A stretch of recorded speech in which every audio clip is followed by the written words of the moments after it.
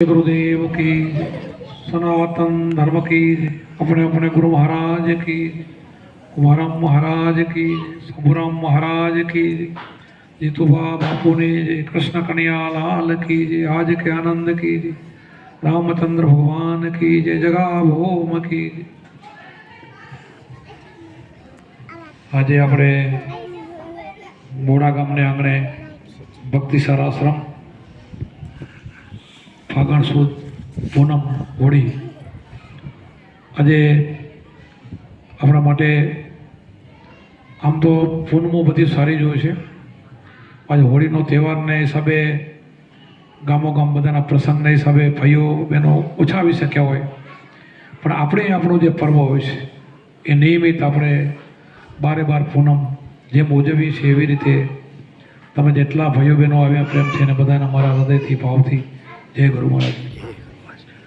આજે ગુરુવાર પણ ખરો, દર ગુરુવારે પણ આપણા આશ્રમમાં વાયક હોય છે, એને લઈને વાયક હોય.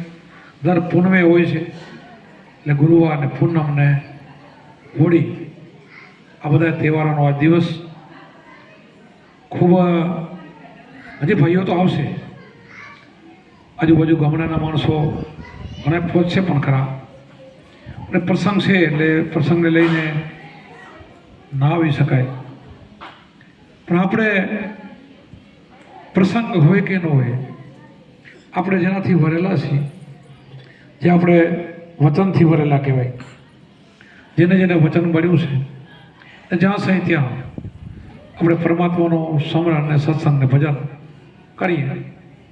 બસ આ મોટો ઉત્સવ આનંદ છે. દૂર કદાચ આપણાથી ના પણ પહોંચાય, પણ જ્યાં હોય ત્યાં આપણો પ્રસંગ આપણે સાચવી લઈએ તો આજનો દિવસ આપણા માટે સારો. અને આમ તો બધાય વાર સારા જ હોય, કોઈ વાર ખરાબ ન હોય.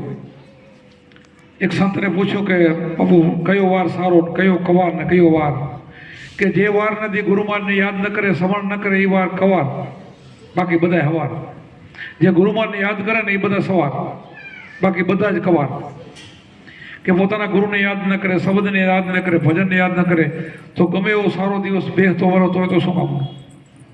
તેના માટે બધા કવાર કીધા, અને ભજન કરે એ વાર સવાર. તો આપણે તો કેવું છે, શ્વાસે ઉશ્વાસે સમાર કરીએ. આપણા તો બધા શ્વાસ જ સવાર થઈ ગયા. એક એક આપણે શ્વાસથી પ્રભુનું ભજન શ્વાસ કરતા શ્વાસે શ્વાસે, એના માટે તો કંઈ કહેવાનું નથી. એટલા માટે આપણા ભક્તિસાર આશ્રમમાં આમ તો રોજ સત્સંગ હોય છે, અને હમણાં તો આ શહેરનું કામ ચાલુ થયું ત્યારથી રોજ આપણે સત્સંગ હોય છે. ખૂબ ભાઈઓએ સમય થોડોક અઘરો હતો, જીરાની મોસમ ખેડૂતને માટે બહુ અઘરું હોય, છતાં જેમ કામ ચાલુ થયું એમ આજ દિવસ સુધી આપણો 1.5 મહિનો 1.25 મહિનો ત્યાં કામ ચાલે છે. કોઈ દિવસ કે 5-10 માણસો ન હોય એવું બન્યું નથી, ક્યારે 10-15-20-20 ભાઈઓ હોય. ખૂબ તમે સેવા કરો છો, સેવાને સમરણ પણ કરો છો. બસ જિંદગીની અંદર આ બે મળી જાય, સેવા સમરણ, તો કુંભારામે કીધું એ ન્યાલ થઈ જાય. સેવા સમરણ એક ધ્યાન હરદમ હેત લગાવી. આ બધું સંતારમાં ગાયું, સમરણમાં ગાયું, કુંભારામે ઘણે ઠકણે બધા સંતોએ ગાયું. તો તમારામાં બધા ગુણો છે. નવધા ભક્તિમાંથી એક ભક્તિ હોય ને તો એ માણસનું કામ થઈ જાય.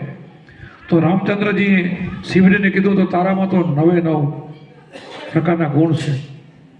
તો આપણે ગુરુમુખી હોય એમાં બધા જ ગુણો હોય. જગતમાં બધા ગુણો ન હોય, ગુરુમુખીમાં હોય. 9 પ્રકારની ભક્તિ કરતા ન હોય પણ થઈ જાય ઓટોમેટિક, એ આપણા જીવનમાં ભણાઈ જાય. આ 10મો દ્વાર ખોલીને જે 9 સોહમ ને ઉપર 10મા સોહમ સાર, એ તો વળી બેડો પાર કરી દે. એની તો લક્ષુરસી ગઈ, એની ભ્રમણા ગઈ, ફાઈ ગઈ. આવું બધું તમારું જીવન ગુરુમાજે બનાવી દીધું છે, ને હવે આપણે એમાં રહી જવાનું. જેટલા શ્વાસ આપણા લખેલા છે ત્યાં સુધી આપણે ભજન કરી જવાનું, ભજન કરતાં કરતાં નીકળી જવાનું.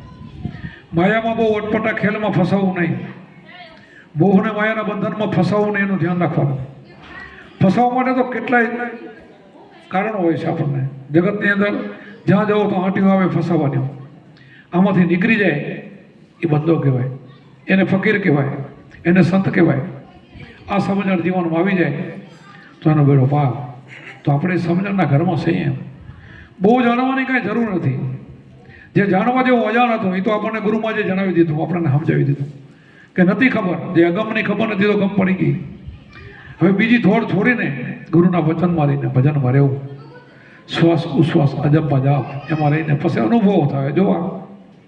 એમાં અનુભવોમાં બધા અનુભવોમાં આનંદ ઘર આપણું સ્ટેજ છેલ્લું આવે તે પેલું આપણું નાદ બ્રહ્મને બધા સંતોએ બહુ વખાણ્યું છે. કુમારાએ કીધું સદગુરુએ ભેદ પોતે પીન બ્રહ્માંડથી પાર અનહદ નાદ વાગ્યા સર્યા જીવના કાજ, કાજ સાર્યાને આરંભ થયો અંતર લાગ્યો રામ. પ્રેમ પ્રતાપે બાપુ કુમારામ બોલ્યા, એના ગુરુના પ્રતાપે બોલ્યા, સાચા ગુરુનો સંગ. તો એ સાચા ગુરુને નિશાની બતાવી છે કે અહીંયા તમે છો તો તમને સાચા ગુરુ મળેલા છે અને તમે સાચા જ છો. તો કોઈ સંશયમાં રહેવા કરતાં આપણા સમરણમાં રહેવાનું, અજંપા જાપમાં રહેવાનું, અંધશ્રદ્ધાથી દૂર રહેવાનું. અંધશ્રદ્ધા આપણને માર ખવડાવે, બિલકુલ નહીં જવાનું. આપણને આપણે અંદર આત્મા ચેતન છે એની ઓળખ કરાવી ગુરુ મહારાજે. પછી એની ગુણની પૂજા હોય. ગુરુ મહારાજ કરેથી ઘણું આપણે ગુણ લીધેલો છે. એ ગુણની પૂજા હોય, માવતરના ગુણની પૂજા હોય, ભગવાનના ગુણની પૂજા હોય.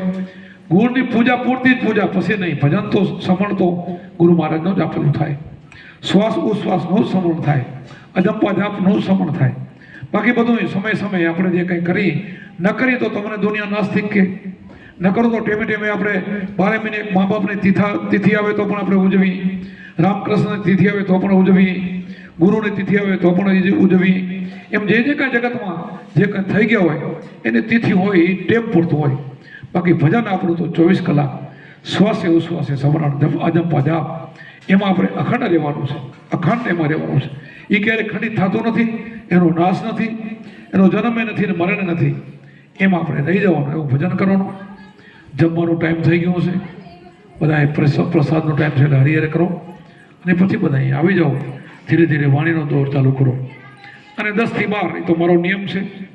12 ગામ જાઉં તો ભલે ને આશ્રમમાં આવું તો ભલે, 10 થી 12 મારો સત્સંગમાં હાજરી હોય એટલે મારો 2 કલાક હોય જ. એટલે બધા પ્રેમથી આપણા શરીરમાં શક્તિ હશે ત્યાં સુધી આ કરવાનું છે. અને આમ તો દેહથી તો બધા હલે ગયા, બધા અવતારો ગયા, ગુરુઓ ગયા, સંતો ગયા. એમ દેહ તો વિલીન થવાનો છે. દેહ તો ભાડુતી મકાન છે, એ આપણું નથી, આપણે એ નથી. પણ સાધન છે, એનાથી સાધન કરી લેવાનું, એનાથી કમાઈ કરી લેવાની. એટલે આ દેહથી સમરણ થાય એ સમરણ ધ્યાન ભજન કરો. આ દેહને વધારે ને વધારે આમાં વાપરવું જરૂરી છે. ખૂટે ખર્ચે ન વપરાઈ જાય એનું ધ્યાન રાખવાનું. બોલો સત્ય ગુરુદેવ કી જય, સનાતન ધર્મ કી જય, આપણે ગુરુ મહારાજ કી જય.